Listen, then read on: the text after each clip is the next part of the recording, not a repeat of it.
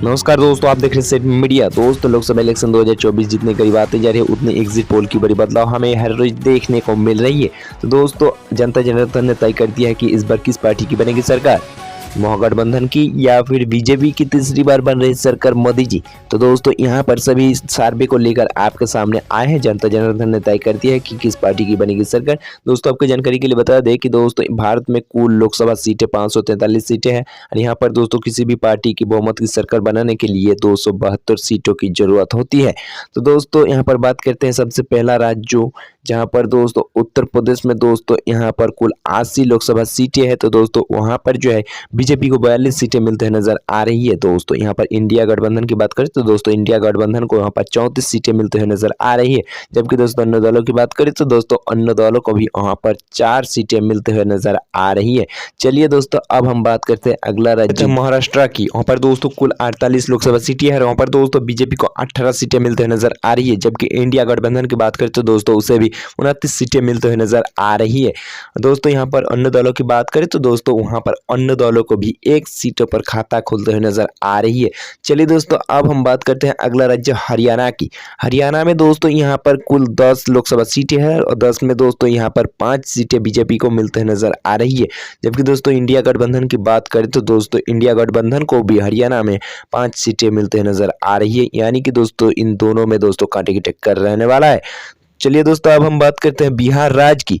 बिहार राज्य में दोस्तों कुल 40 लोकसभा सीटें हैं और वहाँ पर दोस्तों बीजेपी को 19 सीटें मिल सकती है। और यहाँ पर दोस्तों इंडिया गठबंधन की बात करें तो दोस्तों उसे भी 20 सीटें मिलते हुए नजर आ रही है। चलिए दोस्तों, अन्य दलों की अगर बात करें तो दोस्तों अन्य दलों को बिहार में 1 ही सीटें मिलते हुए नजर आ रही है। चलिए दोस्तों, अब हम बात करते हैं तमिलनाडु राज्य की। तमिलनाडु में दोस्तों 39 सीटें हैं लोकसभा के। यहाँ पर दोस्तों बीजेपी को 16 सीटें मिलते हुए नजर आ रही है। जबकि दोस्तों इंडिया गठबंधन की अगर बात करें तो दोस्तों उससे 23 सीटें मिलते हुए नजर आ रही है। जी हाँ दोस्तों, यहाँ पर एनडीए को थोड़ा सा फायदा हो सकता है। चलिए दोस्तों, अब हम बात करते हैं अगला राज्य पंजाब की। पंजाब में दोस्तों कुल 13 लोकसभा सीटें हैं और वहाँ पर दोस्तों बीजेपी को 2 सीटें मिलते हुए नजर आ रही है।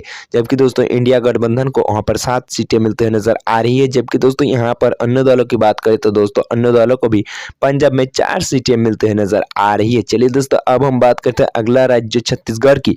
छत्तीसगढ़ में दोस्तों कुल 11 लोकसभा सीटें हैं। वहां पर दोस्तों बीजेपी को 5 सीटें मिलते हुए नजर आ रही है। जबकि दोस्तों यहाँ पर इंडिया गठबंधन की बात करें तो दोस्तों इंडिया गठबंधन को भी पंजाब छत्तीसगढ़ में दोस्तों वहां पर 6 सीटें मिलते हुए नजर आ रही है। चलिए दोस्तों, अब हम बात करते हैं दोस्तों अगला राज्य गोवा की। गोवा में दोस्तों कुल 2 लोकसभा सीटें और वहां पर दोस्तों बीजेपी को 1 सीटें मिलते हुए नजर आ रही है। जबकि दोस्तों इंडिया गठबंधन की अगर बात करें तो दोस्तों गोवा में इंडिया गठबंधन को भी 1 सीटें मिलते हुए नजर आ रही है। दोस्तों यहाँ पर गोवा में दोस्तों दोनों का कांटे की टक्कर चलने वाला है। चलिए दोस्तों, अब हम बात करते हैं इसी के साथ जो है दोस्तों मध्य प्रदेश की। मध्य प्रदेश में दोस्तों कुल 29 लोकसभा सीटें और वहां पर दोस्तों बीजेपी को 15 सीटें मिल सकती है। जबकि दोस्तों इंडिया गठबंधन की बात करें तो दोस्तों इंडिया गठबंधन को भी वहां पर 14 सीटें मिलते हुए नजर आ रही है। यहाँ पर दोस्तों देखा जाए तो बीजेपी को थोड़ा सा फायदा होते हुए नजर आ रही है। चलिए दोस्तों, अब हम बात करते हैं अगला राज्य तेलंगाना की। तेलंगाना में दोस्तों कुल लोकसभा 17 सीटें और वहां पर दोस्तों बीजेपी को 7 सीटें मिलते हुए नजर आ रही है। जबकि दोस्तों यहाँ पर इंडिया गठबंधन की बात करें तो दोस्तों वहां पर इंडिया गठबंधन को कुल 10 सीटें मिलते हुए नजर आ रही है। यानी कि दोस्तों तेलंगाना में दोस्तों कांग्रेस को ज्यादा फायदा होते जा रही है। चलिए दोस्तों, अब हम बात करते हैं अगला राज्य गुजरात की। जी, गुजरात में दोस्तों कुल 26 लोकसभा सीटें हैं और वहां पर दोस्तों बीजेपी की बात करें तो दोस्तों बीजेपी को 18 सीटों में बढ़त बनाते हुए नजर आ रही है। जबकि दोस्तों बात करें इंडिया महागठबंधन की तो दोस्तों इंडिया को वहां पर दोस्तों 8 सीटें ही मिलते हुए नजर आ रही है। तो यहाँ पर दोस्तों बीजेपी का ज्यादा फायदा होते जा रही है। चलिए दोस्तों, अब हम बात करते हैं अगला राज्य जम्मू कश्मीर की। तो दोस्तों जम्मू कश्मीर में वहां पर दोस्तों 6 लोकसभा सीटें हैं। तो दोस्तों वहां पर बीजेपी को 3 सीटें मिलते हुए नजर आ रही है। जबकि दोस्तों यहाँ पर इंडिया महागठबंधन की अगर बात करें तो दोस्तों इंडिया महागठबंधन को वहां पर भी 3 सीटें मिलते हुए नजर आ रही है। जबकि दोस्तों वहां पर देखा जाए तो दोस्तों दोनों में से बहुत ही कांटे की टक्कर रहने वाला है। चलिए दोस्तों, अब हम बात करते हैं असम राज्य की।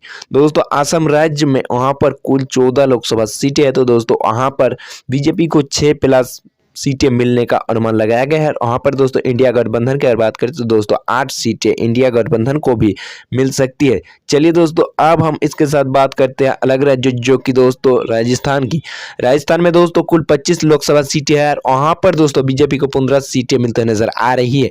जबकि दोस्तों इंडिया महागठबंधन की बात करें तो दोस्तों इंडिया महागठबंधन को भी वहाँ पर 10 सीटें मिलते हुए नजर आ रही है। यानी कि दोस्तों देखा जाए तो यहाँ पर बीजेपी को ज्यादा फायदा होते जा रही है। चलिए दोस्तों अब हम इसी के साथ बात करते हैं अगला राज्य नागालैंड की। नागालैंड में दोस्तों वहां पर कुल लोकसभा एक ही सीट है और वहां पर दोस्तों इंडिया गठबंधन को एक में एक सीटें मिलते हुए नजर आ रही है। जबकि दोस्तों वहां पर बीजेपी और अन्य दलों का सुप्रसाप होते हुए नजर आ रही है। चलिए दोस्तों अब हम इसी के साथ बात करते हैं अगला राज्य जो कि दोस्तों हमारे अरुणाचल प्रदेश है। जी अरुणाचल प्रदेश में दोस्तों कुल लोकसभा 2 सीटें है और वहां पर दोस्तों बीजेपी को 1 सीटें मिलते हुए नजर आ रही है। जबकि दोस्तों इंडिया गठबंधन की बात करें तो दोस्तों इंडिया गठबंधन को भी अरुणाचल प्रदेश में 1 ही सीटें मिलते हुए नजर आ रही है।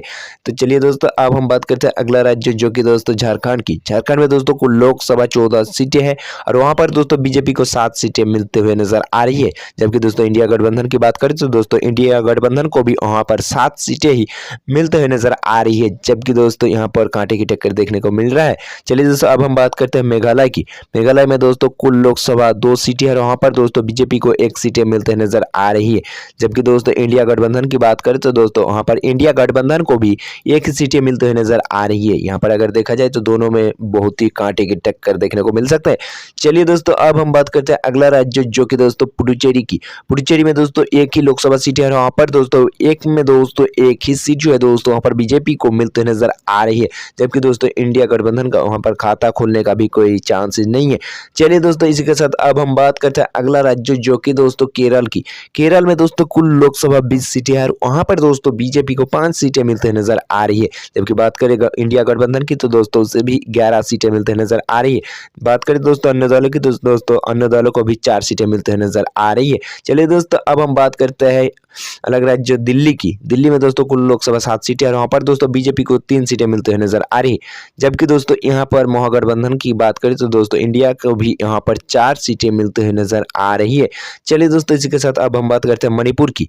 मणिपुर में दोस्तों कुल लोकसभा 2 सीटें और वहां पर दोस्तों 2 सीटों में से 2 ही दोस्तों यहाँ पर इंडिया गठबंधन को मिलते हुए नजर आ रही है। जबकि दोस्तों वहां पर बीजेपी और अन्य दलों का सुप्रसाफ होते हुए नजर आ रही है। चलिए दोस्तों अब हम इसी के साथ बात करते हैं अगला राज्य जो कि दोस्तों हिमाचल प्रदेश की। हिमाचल प्रदेश में दोस्तों कुल लोकसभा 4 सीटें और वहां पर दोस्तों 2 सीटें बीजेपी को मिलते हुए नजर आ रही है। और यहाँ पर दोस्तों इंडिया महागठबंधन की अगर बात करें तो दोस्तों वहां पर इंडिया को भी 2 सीटें मिलते हुए नजर आ रही है। चलिए दोस्तों अब हम इसी के साथ बात करते हैं अगला राज्य जो कि दोस्तों पश्चिम बंगाल की। पश्चिम बंगाल में दोस्तों कुल 42 लोकसभा सीटें और वहां पर दोस्तों बीजेपी को 10 सीटें मिलते हुए नजर आ रही है। यहाँ पर दोस्तों अगर बात करें इंडिया महागठबंधन की तो दोस्तों उसे भी 32 सीटें मिलते हुए नजर आ रही है। यानी कि दोस्तों यहाँ पर इंडिया महागठबंधन को बहुत ही ज्यादा फायदा होने जा रही है पश्चिम बंगाल में। चलिए दोस्तों अब हम बात करते हैं अगला राज्य आंध्र प्रदेश की। आंध्र प्रदेश में दोस्तों कुल लोकसभा 25 सीटें और वहां पर दोस्तों बीजेपी को मात्र 7 सीटें मिल सकती है। जबकि दोस्तों इंडिया गठबंधन की बात करें तो दोस्तों इंडिया गठबंधन को 9 सीटें मिलने का अनुमान लगाया गया है। अन्य दलों की बात करें तो दोस्तों उसे भी 9 सीटें ही मिल सकती है। चलिए दोस्तों अब हम इसी के साथ बात करते हैं अगला राज्य उत्तराखंड की। उत्तराखंड में दोस्तों कुल लोकसभा 5 सीटें और वहां पर दोस्तों बीजेपी को 2 सीटें मिलते नजर आ रही है। जबकि दोस्तों इंडिया गठबंधन की बात करें तो दोस्तों इंडिया गठबंधन को भी वहां पर 3 सीटें मिलते हुए नजर आ रही है। चलिए दोस्तों अब हम बात करते हैं इसी के साथ जो दोस्तों अगला राज्य है दोस्तों कर्नाटक की। कर्नाटक में दोस्तों कुल 28 लोकसभा सीटें और वहां पर दोस्तों बीजेपी को मात्र 8 सीटें मिलते नजर आ रही है। जबकि दोस्तों इंडिया गठबंधन की बात करें तो दोस्तों उसे भी 20 सीटें मिलते हुए नजर आ रही है। यहाँ पर दोस्तों देखा जाए तो दोस्तों इंडिया गठबंधन को बहुत ही ज्यादा फायदा होने जा रही है। चलिए दोस्तों अब हम इसी के साथ बात करते हैं अगला राज्य अंडमान की। अंडमान में दोस्तों वहां पर कुल लोकसभा 6 सीटें और वहां पर दोस्तों बीजेपी को 4 सीटें मिलते हुए नजर आ रही है।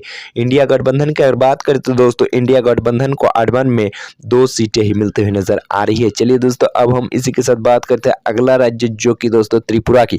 त्रिपुरा में दोस्तों कुल लोकसभा 2 सीटें और वहां पर दोस्तों 1 सीटें बीजेपी को मिलते हुए नजर आ रही है। जबकि दोस्तों वहां पर इंडिया गठबंधन को 1 सीटें मिलते हुए नजर आ रही है। है।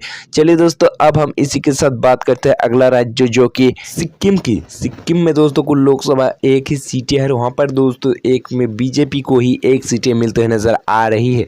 वहाँ पर दोस्तों इंडिया गठबंधन की बात करें तो दोस्तों इंडिया गठबंधन को एक भी सीटें मिलते हुए नजर नहीं आ रही है। वहाँ पर दोस्तों बीजेपी का जो है दोस्तों दबदबा बनाए रखा जाएगा। चलिए दोस्तों, अब हम बात करते हैं अगला राज्य उड़ीसा की। उड़ीसा में दोस्तों कुल 21 लोकसभा सीटें हैं। वहाँ पर दोस्तों 21 में 5 सीटें बीजेपी को मिलते हुए नजर आ रही है, जबकि इंडिया गठबंधन की बात करें तो दोस्तों उसे भी 7 सीटें मिलते हुए नजर आ रही है। अन्य दलों की बात करें तो दोस्तों उसे 9 सीटें मिलते हुए नजर आ रही है। तो दोस्तों इतने सारे जो सर्वे आपके सामने किया और उसमें से दोस्तों बीजेपी को कुल 230 सीटें मिलते हुए नजर आई हैं और वहाँ पर दोस्तों इंडिया गठबंधन को भी 281 सीटें मिलते हुए नजर आई। और यहाँ पर दोस्तों अन्य दलों की बात करें तो दोस्तों उसे 32 सीटें मिलते हुए नजर आ रही है। तो दोस्तों यहाँ पर इन सर्वे के मुताबिक अगर देखा जाए तो 2024 में दोस्तों लोकसभा इलेक्शन होने के बाद जो है दोस्तों प्रधानमंत्री कांग्रेस की आ सकती है। तो दोस्तों आज का था ये महा ओपिनियन एग्जिट पोल या सर्वे। तो दोस्तों इसे देखकर आपको क्या लगता है, आपका क्या राय है दोस्तों? इसे देखकर कौन सी पार्टी की बनेगी 2024 में प्रधानमंत्री? आपका जो भी राय हो कमेंट में बताना आप बिल्कुल ना भूले।